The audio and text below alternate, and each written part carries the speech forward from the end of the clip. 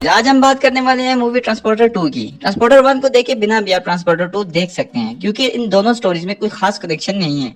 ये फिल्म है Frank Martin नामी शख्स की। Frank special operation of army से रिटायर्ड है, इसलिए वो गोली बारूद हर चीज में माहिर है। फ्रैंक इसीलिए ये ट्रांसपोर्टर का काम करता है, क्योंकि इसमें बहुत बड़ा रिस्क होता है और फ्रैंक के पास जो गाड़ी होती है वो चलती नहीं है बल्कि उड़ती है। ट्रांसपोर्टर 1 में हमने देखा कि फ्रैंक अपने असूल के खिलाफ जाते हुए एक पार्सल को खोल देता है और खुद को एक बड़ी मुसीबत में डाल देता है, लेकिन फ्रैंक जानता है कि मुसीबत से कैसे निकलते हैं, इसीलिए फ्रैंक ने सब कुछ ठीक कर लिया था। अब फ्रैंक को मियामी आना पड़ा है, जबकि पहले वो फ्रांस में रहता था, क्योंकि उसके एक दोस्त ने मदद मांगी है उससे। और फ्रैंक अब ये काम करने के लिए एक ड्राइवर का काम करता है, और फ्रैंक अभी बिलिंग्स फैमिली का ड्राइवर है।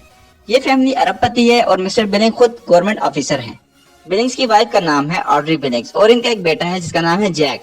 इन्हें पता है कि जैक के पीछे बहुत सारे लोग पड़े हैं और इसे मारना चाहते हैं, इसीलिए इनको एक ऐसा आदमी चाहिए जो इसकी हिफाजत कर सके।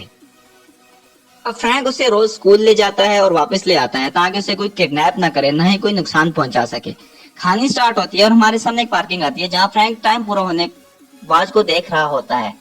और जैसे ही टाइम पूरा होता है, फ्रैंक अपनी गाड़ी स्टार्ट करके निकलने लगता है, लेकिन जैसे ही वो निकलने लगता है, यहाँ अचानक एक लड़की आगे खड़ी हो जाती है और फ्रैंक से कहती है कि कुछ लोग मुझे मारना चाहते हैं, मेरी जान बचा लो।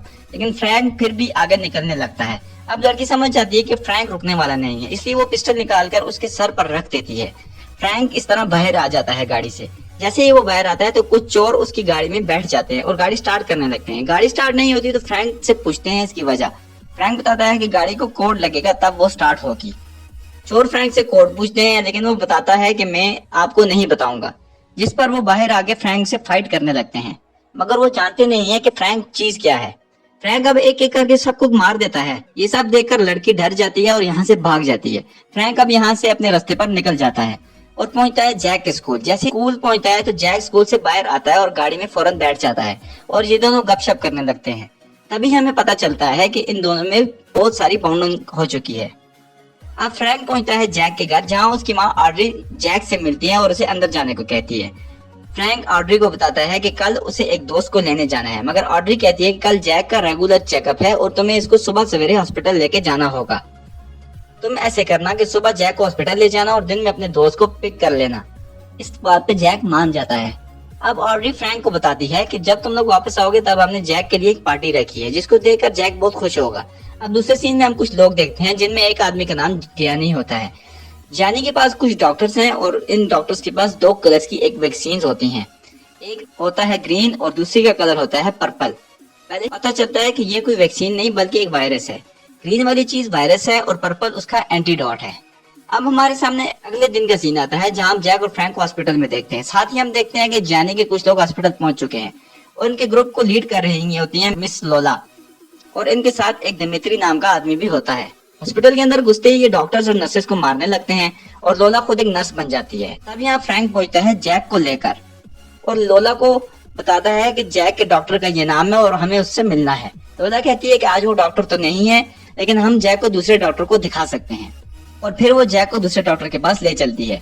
तभी यहाँ हम देखते हैं कि ये दिमित्री डॉक्टर बन के बैठा हुआ होता है और जैक उसके साथ भेज दिया गया है। अब फ्रैंक का फोन बजता है और उसका दोस्त पहुंच चुका होता है। उसके दोस्त का नाम होता है इंस्पेक्टर तारकोनी। तारकोनी उसे बताता है कि मैं पहुंच आया हूँ। अब जैक उसे कहता है कि मैं थोड़ा बिजी हूँ, तुम टैक्सी पकड़कर घर चले जाओ। अब फ्रैंक की नजर डोर पे पड़ती है, जिसके नीचे से खून बह रहा होता है। फ्रैंक समझ जाता है कि कुछ ना कुछ गड़बड़ है अंदर। अब फ्रैंक अंदर चला जाता है और उसके पास दिमित्री को देखता है। दिमित्री से कहता है कि मैं जैक को डॉक्टर का इंतजार कराऊंगा, इसलिए इसे बाहर आने दें। लेकिन दिमित्री कहता है कि इंजेक्शन बिल्कुल तैयार है और अब बस लगाने ही बाकी है। लेकिन फ्रैंक मना कर देता है इंजेक्शन लगाने से। अब ये दोनों एक दूसरे की बात नहीं मान रहे होते। दिमित्री जान जाता है कि फ्रैंक को शक हो चुका है, इसलिए अब वो जैक की तरफ भागता है इंजेक्शन लगाने के लिए। लेकिन फ्रैंक उस पर हमला कर देता है। दिमित्री और उसके साथी को मारता है और जैक को बाहर भेज देता है कि जाकर कहीं पर छुप जाओ। अब लोलो आती है और जैक पे गोलियां चलाने लगती है, लेकिन फ्रैंक यहाँ से हाइड्रोजन की मदद से आग लगा देता है और पार्किंग की तरफ जैक को लेकर निकल जाता है। अब लोलो अपने आदमी को फोन करती है कि जैक और फ्रैंक यहाँ से निकल गए हैं। अब वो आदमी पार्किंग में फ्रैंक की गाड़ी के नीचे बॉम्ब लगा देता है। फ्रैंक जैक को लेकर गाड़ी में बिठा देता है और जैसे ही वो पहुंचता है तो उसको ज्ञानी का फोन आता है कि हमने तुम्हारी गाड़ी के नीचे बॉम्ब लगाया है, अगर तुमने मेरी बात ना मानी तो मैं अभी ही वो बॉम्ब ब्लास्ट कर दूंगा। तभी लोलो आके गाड़ी में बैठती है फ्रैंक के साथ। इतने में सामने से ऑड्री आ जाती है। लोलो फ्रैंक से कहती है कि गाड़ी को पीछे लो। अब यहाँ पुलिस भी बहुत ज्यादा पहुंच जाती है। फ्रैंक गाड़ी को भगाता है और देखते ही देखते सारी पुलिस इनके पीछे लग जाती है। लेकिन फ्रैंक को इन पुलिस वालों को धोखा देना अच्छी तरह आ रहा होता है। करते करते उस जगह पहुंच जाते हैं जहां लोलो इसे ले जाना चाहती है। जहां अब हम देखते हैं कि जानी और उसके आदमी यहाँ पर मौजूद होते हैं। ये लोग जैक को ले जा रहे होते हैं।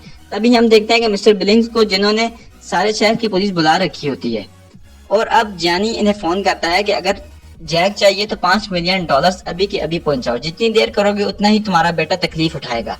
और साथ एड्रेस बताते हैं जहां पर पैसे छोड़ने हैं। ये लोग अब जैक को लेके जाते हैं और जानी फ्रैंक से कहता है कि तुम अब यहाँ से जा सकते हो। फ्रैंक जाने लगता है तो उसकी नजर गाड़ी के नीचे पड़ती है, जहां से पता चलता है कि गाड़ी के किस पार्ट में बॉम्ब लगा हुआ है। और फ्रैंक जानता है कि ये लोग अब बॉम्ब ब्लास्ट कर देंगे, इसीलिए वो अब बॉम्ब को एक क्रेन के साथ उड़ा देता है ताकि वो हवा में फट जाए। मगर फ्रैंक यहाँ से जा चुका होता है और इसकी गाड़ी फट जाती है। अब फ्रैंक इस सब की तह तक जाना चाहता है। वो कॉल करता है मिस्टर तारकोनी को और उसे कहता है कि घर के बाहर निकल जाओ। जैसे ही मिस्टर तारकोनी बाहर निकल जाए तो पुलिस यहाँ पहुंची होती है और मिस्टर तारकोनी को अरेस्ट कर लेती है। अब फ्रैंक पहुंचता है हॉस्पिटल, जहाँ वो लोग जैक को इंजेक्शन देने वाले थे। फ्रैंक इंजेक्शन ढूंढ लेता है। अचानक यहाँ भी पुलिस पहुंच जाती है और एक फायर करती है जो गोली इंजेक्शन पे लग जाती है। फ्रैंक इन पुलिस वालों से पीछा छुड़ा ही लेता है। मगर अब मिस्टर बिलिंग को देखते हैं जो कि पैसे लेके पहुंच जाते हैं उसी जगह पर। अब हमें जेल में तारकोनी नजर आता है जो कि सब पुलिस वालों का दोस्त बन चुका होता है, क्योंकि वो खुद भी पुलिस इंस्पेक्टर रहा होता है। अब तारकोनी को फ्रैंक का फोन आता है और फ्रैंक उसे कहता है कि मुझे तुम्हारी मदद चाहिए और तुम्हें दिमित्री नाम के एक आदमी की डिटेल्स निकालना होगी। अब तारकोनी एक पुलिस वाले का कंप्यूटर खोलता है और दिमित्री नाम की सारी डिटेल्स निकाल लेता है। फ्रैंक को सारी इन्फॉर्मेशन मिलने के बाद फ्रैंक अब पहुंचता है दिमित्री के घर।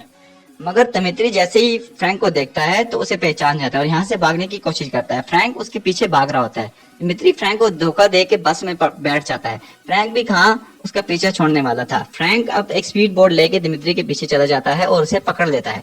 उसे पकड़ने के बाद वो वायरस वाला इंजेक्शन उसे लगा देता है, लेकिन असल में उस इंजेक्शन में वायरस नहीं होता क्योंकि वो हॉस्पिटल में ही वेस्ट हो चुका था।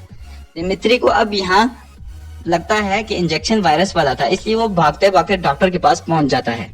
दिमित्री डॉक्टर से कहता है कि मुझे वायरस वाला इंजेक्शन लग गया है, अब मुझे इसका एंटीडॉट लगाओ। डॉक्टर एंटीडॉट लगाने ही वाला होता है कि फ्रैंक यहाँ पहुंच जाता है और दिमित्री पे हमला करने लगता है। डॉक्टर को भी जख्मी कर देता है और उससे पूछता है कि मुझे अभी के अभी बताओ कि ये कैसा वायरस है। डॉक्टर उसे बताता है कि ये बहुत ही खतरनाक वायरस है और इसे लगने के बाद इंसान एक दिन में मर जाता है और ये वायरस जानी ने जैक के अंदर इंजेक्ट कर दिया है। अब फ्रैंक डॉक्टर से कहता है कि तुम लोगों ने छोटे से बच्चे को क्यों ये वायरस दिया। तब डॉक्टर उसे सब कुछ बताने लगता है और उसे बताता है कि ये वायरस इसकी बॉडी के अंदर चला जाता है, फिर उसकी सांसों से दूसरे में भी फैलता है। ये वायरस उसके बाप की वजह से उसे दिया गया है, क्योंकि उसके बाद मिस्टर बिलिंग जल्दी एक प्रेस कॉन्फ्रेंस करने वाले हैं जिसमें सारी कंट्रीज से लोग आएंगे और इस तरह ये वायरस पूरी दुनिया में फैल जाएगा। अब फ्रैंक डॉक्टर से कहता है कि मुझे इसका एंटीडॉट फौरन दो। डॉक्टर 2 एंटीडॉट निकालता है। डॉक्टर ने ये एंटीडॉट अपने लिए रखे होते हैं, लेकिन वो जानता है कि फ्रैंक उसे मार डालेगा, तो वो एंटीडॉट उठाकर बाहर फेंक देता है। फ्रैंक इन एंटीडॉट्स को पाने के लिए बिल्डिंग से नीचे कूद पड़ता है, लेकिन इनमें से एक एंटीडॉट नीचे आके गाड़ी के टायर के नीचे आ जाता है और वहीं पर वेस्ट हो जाता है। फिर फ्रैंक दूसरा बचाने के लिए हर मुमकिन कोशिश करता है, लेकिन रोड पे गाड़ियां बहुत स्पीड में होती हैं। आखिरकार फ्रैंक ये एंटीडॉट हासिल कर ही लेता है और पहुंचता है मिस्टर बिलिंग्स की घर। यहाँ ऑड्री उसे गले लगाती है, फिर यही एंटीडॉट जैक को देता है और ऑड्री से कहता है कि सब लोगों की जान खतरे में है, तुम्हें अब मिस्टर बिलिंग को कॉल करनी चाहिए। ऑड्री मिस्टर बिलिंग को कॉल करती है और सारा मामला बताने की कोशिश करती है, मगर नेटवर्क की खराबी की वजह से मिस्टर बिलिंग सुन नहीं पाते।